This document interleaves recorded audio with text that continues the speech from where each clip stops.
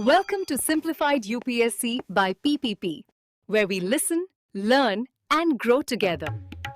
Detailed notes in English and Hindi, plus practice questions for prelims and mains, only on our Telegram channel. Link in description. Want early access to all videos of this series? Join our paid Telegram group for just 499 rupees. One-time payment, lifetime access.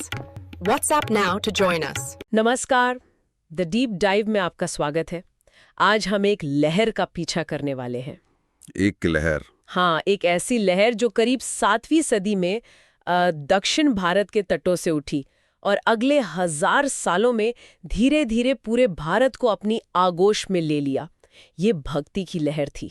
बिल्कुल। और हमारे हाथ में स्रोत है NCERT की 7वीं कक्षा की इतिहास की किताब का 8वां अध्याय, ईश्वर से अनुराग, और साथ ही यूपीएससी के पिछले कुछ सालों के प्रश्न पत्र। बिल्कुल। और हमारा मिशन सिर्फ तथ्यों को दोहराना नहीं है। हम ये समझने की कोशिश करेंगे कि जैसे जैसे ये लहर दक्षिण से उत्तर की ओर बढ़ी, इसका मतलब रंग, रूप और तेवर कैसे बदलता गया। हाँ, ये सिर्फ धार्मिक इतिहास नहीं है, ये भारत के सामाजिक और सांस्कृतिक ताने बाने के बनने की कहानी है।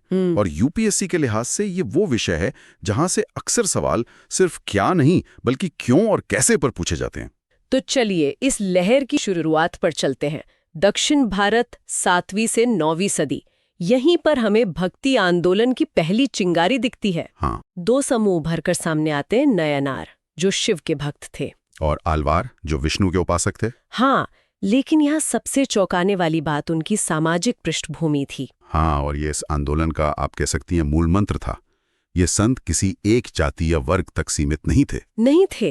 इनमें ब्राह्मण थे, किसान थे, और यहाँ तक कि अस्पृश्य माने जाने वाली जातियों जैसे पुलैयार और पनार से भी लोग शामिल थे। ये तो उस दौर के कठोर जाति आधारित समाज पर एक सीधी और शक्तिशाली चोट थी। बिल्कुल। ये संत घूम घूम कर स्थानीय देवी देवताओं की प्रशंसा में बने गीतों पर अपनी भक्ति रचनाएं गाते थे। मतलब ये एक तरह का जमीनी आंदोलन था जो ऊपर से नहीं बल्कि समाज के सबसे निचले तबकों से ऊर्जा ले रहा था। पर सवाल यह है कि इसकी जरूरत क्यों पड़ी। हाँ, उस समय बौद्ध और जैन धर्म भी तो मौजूद थे। ये एक अहम सवाल है। उस दौर तक बौद्ध और जैन धर्म को राजाओं का संरक्षण तो मिला हुआ था, लेकिन आम जनता के लिए उनके रास्ते कुछ हद तक बौद्धिक और जटिल हो गए थे। हाँ, बड़े ज्ञान या कर्म कांड की नहीं, बल्कि सिर्फ सच्चे प्रेम और समर्पण की जरूरत है। और इन्होंने प्रेरणा कहाँ से ली? इन्होंने प्रेरणा ली संगम साहित्य से, जो प्राचीन तमिल साहित्य की एक महान परंपरा है, और वहां के प्रेम और वीरता के आदर्शों को ईश्वर भक्ति से जोड़ दिया। ये धर्म को सबके लिए सुलभ बनाने की एक क्रांति थी। यहाँ पर ये और भी दिलचस्प हो जाता है। ये आंदोलन सिर्फ भावनात्मक गीतों और भजनों तक ही सीमित नहीं रहा। नहीं, इसके पीछे कुछ बहुत बड़े दार्शनिकों का दिमाग भी काम कर रहा था, जिन्होंने भक्ति को एक बौद्धिक आधार दिया। सबसे पहले आते हैं 8वीं सदी के शंकर, जो केरल में जन्मे थे। हाँ, शंकर एक असाधारण विचारक थे। उन्होंने अद्वैत का सिद्धांत दिया। अद्वैत? हाँ, जिसका सरल भाषा में मतलब है कि आत्मा और परमात्मा, जिसे उन्होंने ब्रह्म कहा, अलग अलग नहीं है, वो एक ही है। अच्छा। उनके अनुसार हमें जो ये दुनिया दिखती है जिसमें हम सब अलग अलग हैं, ये एक भ्रम है, एक माया है, और इस भ्रम से निकलने का रास्ता है ज्ञान। ज्ञान का मार्ग। हाँ, जब आप ज्ञान के जरिए समझ जाते हैं कि ब्रह्म ही एकमात्र सत्य है, तो आप मोक्ष पा लेते हैं। लेकिन ये रास्ता तो बहुत बौद्धिक लगता है। ज्ञान का मार्ग, दुनिया को माया समझना, ये आम आदमी के रोजमर्रा के जीवन और उसकी भावनाओं से थोड़ा दूर नहीं है? बिल्कुल सही पकड़ा आपने। और यही वो बिंदु है जहां कहानी में एक नया मोड़ आता है। 11वीं सदी में तमिलनाडु में जन्मे रामानुज आते हैं। रामानुज? वो दक्षिण के आलवार संतों की भावनात्मक भक्ति से बहुत गहरे तक प्रभावित थे। उन्होंने शंकर के अद्वैत के जवाब में विशिष्टाद्वैत का सिद्धांत दिया। अद्वैत और विशिष्टाद्वैत, ये शब्द सुनने में भारी लगते हैं। इसे आसान भाषा में कैसे समझ सकते हैं? इसे एक बहुत सरल उदाहरण से समझते हैं। मान लीजिए ब्रह्म पानी है और आत्मा चीनी। ठीक है। शंकर का अद्वैत कहता है कि चीनी पानी में घुलकर पानी ही बन जाती है, उसका अलग अस्तित्व खत्म हो जाता है। ओके। वहीं रामानुज का विशिष्टाद्वैत कहता है कि चीनी पानी में घुलने के बाद भी अपनी मिठास बनाए रखती है। वो पानी से जुड़ तो जाती है पर अपनी अलग पहचान नहीं खोती है। अच्छा। उनके अनुसार मोक्ष का सबसे अच्छा रास्ता ज्ञान नहीं बल्कि विष्णु के प्रति अटूट भक्ति है। तो एक ज्ञान का मार्ग है और दूसरा प्रेम का। बिल्कुल, ये सिर्फ दो दर्शन नहीं है, ये भारत की आत्मा के लिए दो रास्ते हैं। एक ज्ञान का जो कहता है तुम ही ब्रह्म हो, और दूसरा प्रेम का जो कहता है मैं ब्रह्म का दास हूं। ये द्वंद्व आज भी भारतीय अध्यात्म में जिंदा है। तो अगर दक्षिण में भक्ति की चिंगारी उठी और दार्शनिकों ने उसे बौद्धिक आधार दिया, तो ये एक बड़े सामाजिक विद्रोह की आग में कहाँ बदली? मुझे लगता है इसके लिए हमें कर्नाटक चलना होगा, 12वीं सदी में बसवन्ना के वीर शैव आंदोलन को देखने। बिल्कुल, वीर शैव आंदोलन अपने समय से बहुत आगे था। बसवन्ना और उनके साथी जैसे अक्का महादेवी सिर्फ उपदेश नहीं दे रहे थे, वे समाज के ढांचे पर सीधा प्रहार कर रहे थे। कैसे? उन्होंने सभी मनुष्यों की समानता का नारा दिया और जाति व्यवस्था की तीखी आलोचना की। उन्होंने ब्राह्मणवादी विचारों जैसे महिलाओं के साथ होने वाले भेदभाव और बाल विवाह का कड़ा विरोध किया। और मूर्ति पूजा? वे हर तरह के कर्मकांड और मूर्ति पूजा के भी खिलाफ थे। और कुछ इसी तरह की आवाज हमें महाराष्ट्र से भी सुनाई देती है। 13वीं से 17वीं शताब्दी के बीच ज्ञानेश्वर, नामदेव, एकनाथ, तुकाराम। हाँ, और चोखा मेला जैसे महान संत कवि हुए। इन दोनों आंदोलनों में क्या कोई समानता थी? बहुत गहरी समानता थी।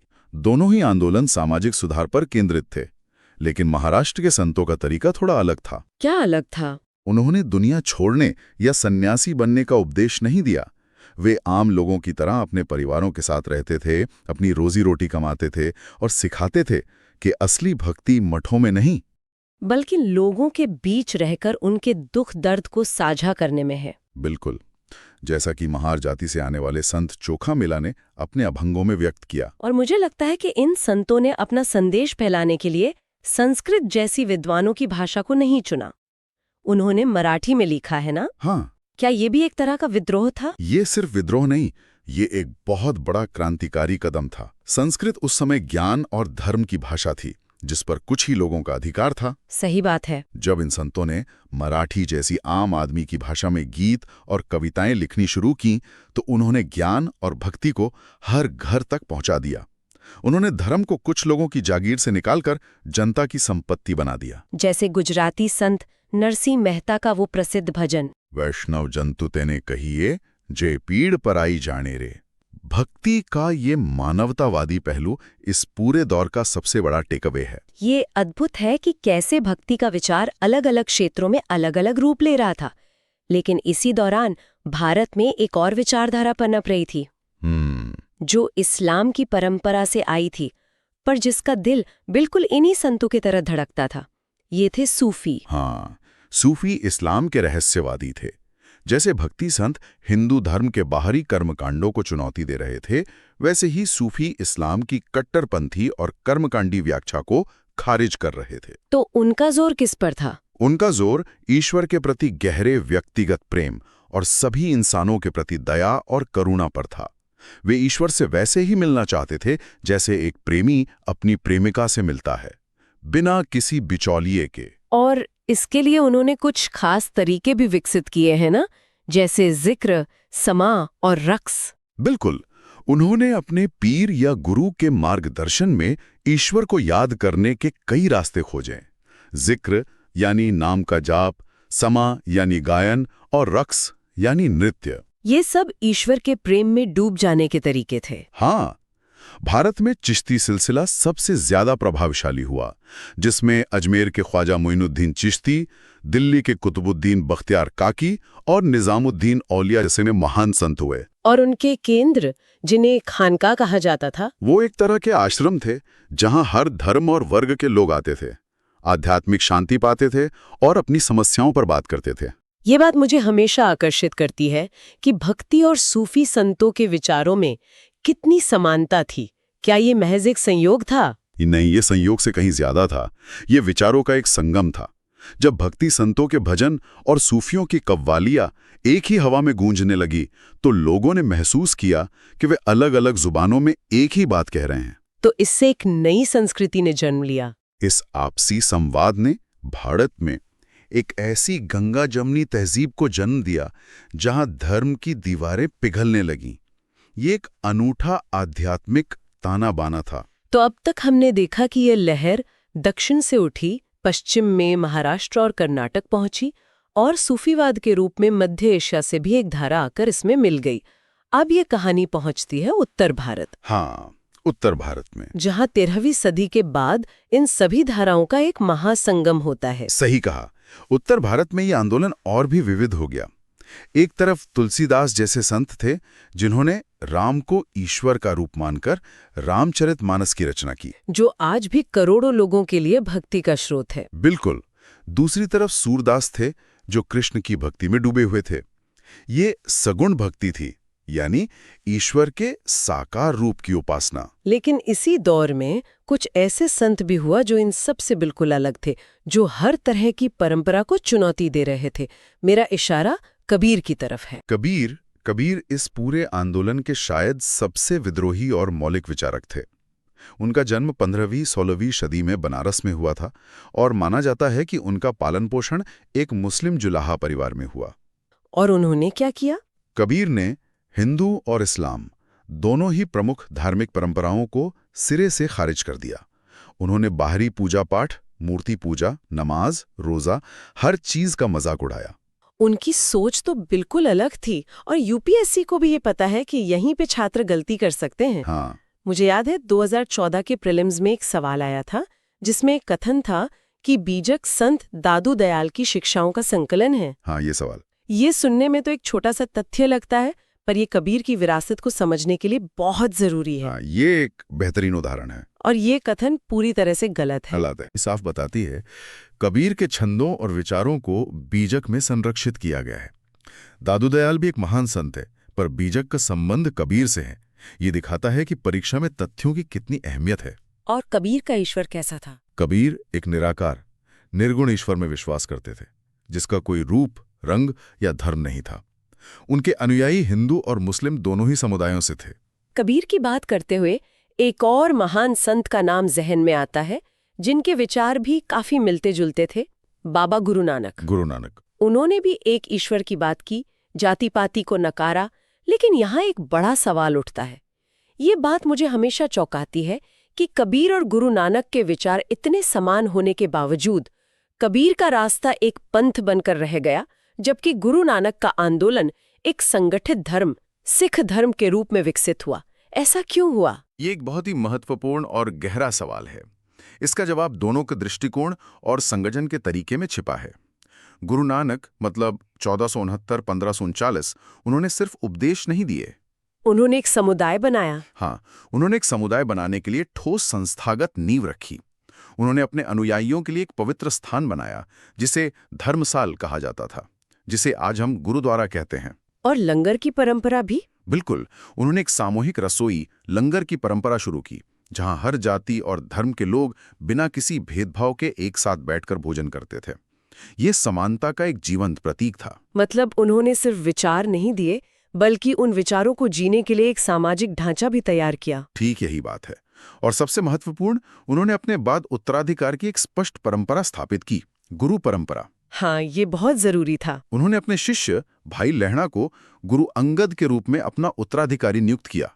इस परंपरा ने आंदोलन को एक निरंतर नेतृत्व और दिशा दी। और बाद में गुरु ग्रंथ साहब का संकलन हुआ। हाँ, 5वें गुरु अर्जन ने गुरु नानक और अन्य संतों जैसे कबीर, बाबा फरीद, रविदास और नामदेव की रचनाओं को संकलित किया, जिसे आज सिखों के पवित्र ग्रंथ गुरु ग्रंथ साहिब के नाम से जाना जाता है। तो इन्हीं संस्थाओं और नेतृत्व ने आंदोलन को एक अलग पहचान दी। बिल्कुल। इन संस्थाओं और एक स्पष्ट नेतृत्व ने आंदोलन को एक मजबूत संगठनात्मक ढांचा दिया, जिससे समय के साथ इसकी एक अलग सामाजिक और राजनीतिक पहचान बनी। तो आज की इस चर्चा में हमने 1000 साल लंबी यात्रा की। हमने देखा कि कैसे भक्ति और सूफी आंदोलन सिर्फ पूजा पाठ का तरीका नहीं थे, बल्कि सामाजिक और धार्मिक सुधार की एक शक्तिशाली शक्ति थे। हाँ। उन्होंने जाति और धर्म की दीवारों को चुनौती दी और ईश्वर के साथ एक व्यक्तिगत भावनात्मक संबंध को बढ़ावा दिया। बिल्कुल। और जाते जाते सुनने वालों के लिए एक विचार छोड़ना चाहूंगा जी। इन सभी आंदोलनों ने, चाहे वो दक्षिण में हो, महाराष्ट्र में या उत्तर भारत में, एक काम समान रूप से किया। उन्होंने अपना संदेश फैलाने के लिए संस्कृत जैसी अभिजात्य भाषा को छोड़कर क्षेत्रीय भाषाओं को अपनाया। तमिल, कन्नड़, मराठी, अवधी, पंजाबी। हाँ, अब जरा सोचिए, आम आदमी की भाषा को चुनना अपने आप में कितना बड़ा राजनीतिक और सामाजिक बयान था। इस एक कदम ने न सिर्फ भक्ति को जन जन तक पहुंचाया, बल्कि आधुनिक भारतीय भाषाओं और क्षेत्रीय पहचानों के विकास में भी एक अनमोल योगदान दिया। तो ये मध्ययुगीन संत आज भी हमारी जुबान और हमारी पहचान में जिंदा हैं। बिल्कुल। Thanks for watching. Follow us on Telegram and Instagram. Don't forget to like, share, and subscribe.